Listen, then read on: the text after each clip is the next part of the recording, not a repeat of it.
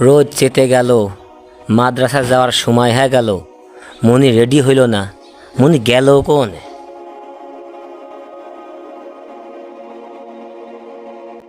এমনি তুই কোনে গেলি রে? মাদ্রাসায় যাওয়ার সময় হয়ে গেল।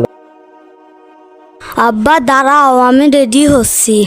তাড়াতাড়ি আয় মনি, দেরি হয়ে গেল। বাবা আমার পাঞ্জাবি পরা হয়ে গেছে, আমি ব্যাগ নিয়ে আসছি।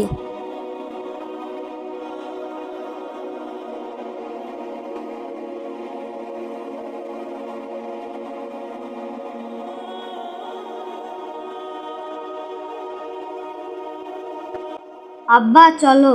তোর এত দেরি হয়ে গেল আব্বা, মাদ্রাসা যাতে দেরি হয়ে যাবি না। হুজুর যদি রাগ করে। চল বাবা। চলো বাবা।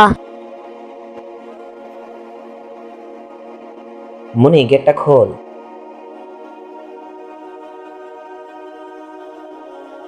আয় মনি।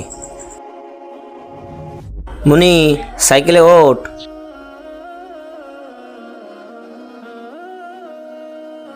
মনি উঠিছিস? হ্যাঁ। শক্ত করে ধর, না পড়ে যাবি নি।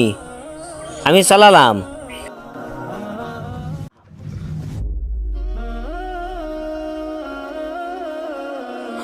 বুঝলি মনি, তোর নিয়ে আমার খুব স্বপ্ন রে। শোন মনি, লোকজন বলে মাদ্রাসায় পড়লে বলে চাকরি হয় না। এমনভাবে পড়াশোনা করবি মানুষই যেন আমি বলতে পারি যে আমার সাল মাদ্রাসায় পড়ে ভালো মানের একটা চাকরি পাইছে।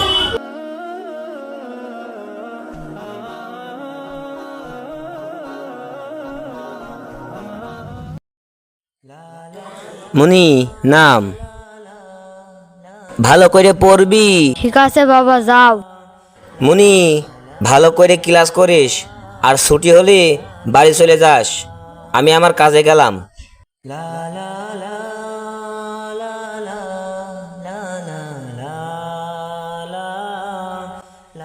এই জায়গাটা আমার খুব প্রিয় জায়গা। যখন ছোট ছিলাম, মক্তবে পড়তাম, আমার বাবা এই জায়গা দিয়ে আমাকে নিয়ে যেত। যাই, বাবা মনে হয় আমার জন্য অপেক্ষা করতেছে। আসসালামু আলাইকুম আব্বা। ওয়ালাইকুম আসসালাম ওয়া রাহমাতুল্লাহ। বাবা তোর ক্লাস কিরকম হইল রে? আর দেরি হইল কি জন্যে?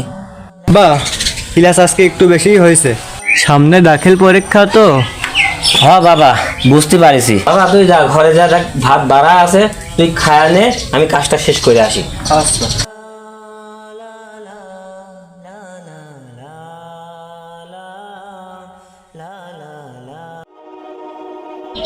4 বছর হয়ে গেল ছেলেটার বরিশাল ঝালকাঠি মাদ্রাসায় ভর্তি করে আসছিলাম।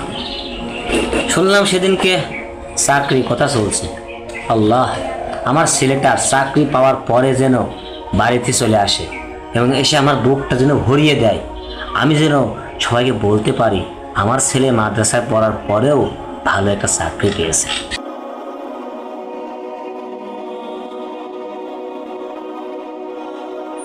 আব্বা, আব্বা কই তুমি? বাবা, বাবা কোথায়? বাবা তুই আইছিস? হ্যাঁ বাবা, কেমন আছো তুমি? আমি খুব একটা ভালো নেই বাবা, দেখতেই তো পারছিস, বুড়ো হয়ে গেছে। তোমার তো বলেছি তোমার যখন যা লাগে তুমি আমার কাছে ফোন করবা, তুমি তো ফোন করো না। ফোন করার মতো পরিবেশ পাইনি। তা বাবা তুই কি চাকরি পেয়েছিস? হ্যাঁ বাবা, আমি চাকরি পেয়েছি। আলহামদুলিল্লাহ।